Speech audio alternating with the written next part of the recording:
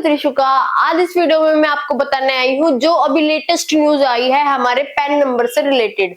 तो आप सबको पता है, अगर आप इंडिया में रहते हैं तो आप सबके लिए पैन कितना इंपॉर्टेंट है। अगर आप इनकम टैक्स भरते हैं या फिर नहीं भी भरते हैं, सिर्फ अपनी रिटर्न फाइल करते हैं उसके लिए, तो जरूरी नहीं है पैन कार्ड उन्हीं के पास होना चाहिए जो अपना इनकम टैक्स भरते हैं। जिनकी इनकम 5 लाख या 7 लाख है वो अपनी रिटर्न फाइल कर सकते हैं, उसमें उनको कोई भी चार्जेस नहीं देने होते, वो सिर्फ अपनी रिटर्न फाइल करते हैं। तो जो अभी लेटेस्ट न्यू अपडेट आई है पैन से रिलेटेड, उसके बारे में हम आगे वीडियो में डिस्कस करते हैं। उससे पहले इस वीडियो को अपने फ्रेंड सर्कल में शेयर कर दें, क्योंकि ये बहुत ज्यादा इंपॉर्टेंट न्यूज। तो कल मॉर्निंग से ही न्यूज वगैरह में आपने किसी से सुना होगा, ये सारी चर्चाएं चल रही हैं कि केंद्र सरकार ने अप्रूव कर दिया है पैन 2.0 प्रोजेक्ट को। तो अब ये पैन 2.0 क्या है, इसके बारे में अब हम आगे बात करते हैं। इसके लिए गवर्नमेंट ने, देखो मैंने न्यूज लगाई है साइड में, आप उसको पढ़ रीड कर सकते हैं कि government announced 1.435 crore rupees for pan 2.0 project. तो गवर्नमेंट इसमें अपना इतना सारा पैसा इन्वेस्ट कर रही है, तो सोचिए ये प्रोजेक्ट कितना इंपॉर्टेंट होगा हम सबके लिए। अब आप सबके माइंड में आ रही होगी कि पेन में ये सारे चेंजेस क्यों हुए हैं, किस कारण से हो रहे हैं, या फिर इसका हमारे लिए क्या इंपॉर्टेंस है, या फिर गवर्नमेंट ने चेंजेस क्यों किए हैं, किस कारण से किए हैं। तो इस सारी चीजों के बारे में हम आगे चर्चा करेंगे वीडियो में। पहले देखते हैं कि हुआ क्या था एग्जैक्टली। तो जो हमारे यूनियन मिनिस्टर है आशीष वैष्णव, उन्होंने कैबिनेट के थ्रू, जो कि हमारे जो प्राइम मिनिस्टर है वो उनको लीड करते हैं कैबिनेट को, उन्होंने डिसाइड किया है कल कि हमारा जो पैन 2.0 है वो प्रोजेक्ट लॉन्च होगा। उसके बाद बहुत सारे सोशल मीडिया पे क्वेश्चन उठ रहे हैं, जो हमारे नागरिक हैं देश के, उन सबके माइंड में एक ही चीज आ रही है कि क्या हमें अब दोबारा से पैन कार्ड अप्लाई करना पड़ेगा, हमें दोबारा से उसके जो चार्जेस है पैन कार्ड बनने के वो देने पड़ेंगे। तो ऐसा कुछ नहीं है, आपको दोबारा पैन कार्ड अप्लाई नहीं करना पड़ेगा।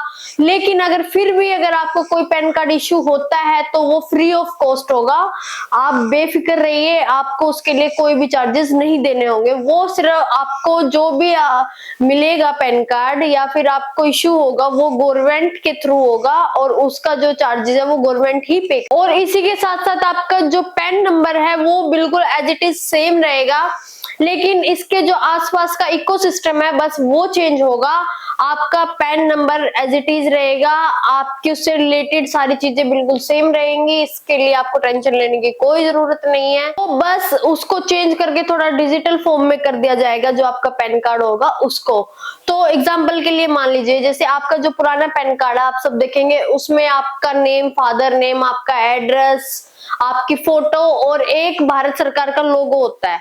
लेकिन जो अब नया हमारा पैन कार्ड अप्लाई होगा या फिर नया पैन कार्ड हमें इश्यू होगा, उसमें एक क्यूआर कोड भी होगा। आप सबको तो पता है आज के टाइम में क्यूआर कोड कितना इंपॉर्टेंट है। आपको कहीं किसी को पेमेंट करनी होती है तो भी आप क्यूआर कोड का यूज करके पे कर सकते हैं, या फिर बहुत सारी जगह क्यूआर कोड यूज होता है और आपके लिए बेनिफिट भी है। नए पैन कार्ड में जो क्यूआर कोड है उसके आप सभी को बहुत सारे बेनिफिट भी होंगे, और क्यूआर कोड से बेनिफिट होता भी है। तो हमारा जो अभी न्यू पैन कार्ड होगा, अभी उसका क्या डिजाइन होगा, किस टाइप का वो होगा, वो सब तो अभी कुछ भी डिसाइड नहीं हुआ है। लेकिन ये 101% डिसाइडेड है कि उसमें एक क्यूआर कोड होगा। तो अगर इसके बाद भी आपको नया पैन कार्ड इश्यू होता है तो फ्री ऑफ कॉस्ट होगा, आपको उसके लिए कोई चार्जेस नहीं देने हैं, इस चीज का ध्यान रखें। और अब तक की डेट में आपको जो है आपके पैन कार्ड की फिजिकल कॉपी भी मिलती थी, लेकिन अब ऐसा कुछ नहीं होगा।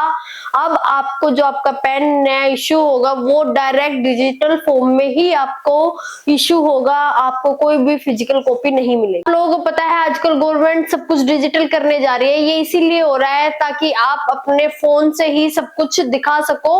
और ये जो पेन में दिया गया क्यूआर है, इसको स्कैन करके आपकी पूरी हिस्ट्री निकल जाएगी आपकी इनकम की। इसी के तहत यहाँ पर बताया जा रहा है कि गवर्नमेंट का जो गवर्नमेंट डिजिटल मिशन है उसके थ्रू ये सब हो रहा है, उसी के अंडर ये सारा प्रोसेस है।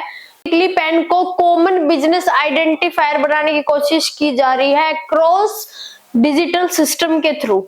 तो आप लोगों को पता है इनकम टैक्स डिपार्टमेंट हमारा जो पेन होता है उसको मॉनिटर करता रहता है, चेक करता रहता है। बेसिकली एग्जांपल के लिए आपने कहीं ना कहीं सुना होगा, अगर आप 50,000 से ज्यादा की शॉपिंग करते हैं या फिर ज्वेलरी वगैरह खरीदते हैं तो वहां आपको अपना पेन कार्ड देना जरूरी है, अदरवाइज आप वो चीज नहीं खरीद सकते हैं विदाउट पैन कार्ड के। इन्हीं सब चीजों के थ्रू जो इनकम टैक्स डिपार्टमेंट है वो आपको मॉनिटर करता रहता है आपके पैन कार्ड के थ्रू।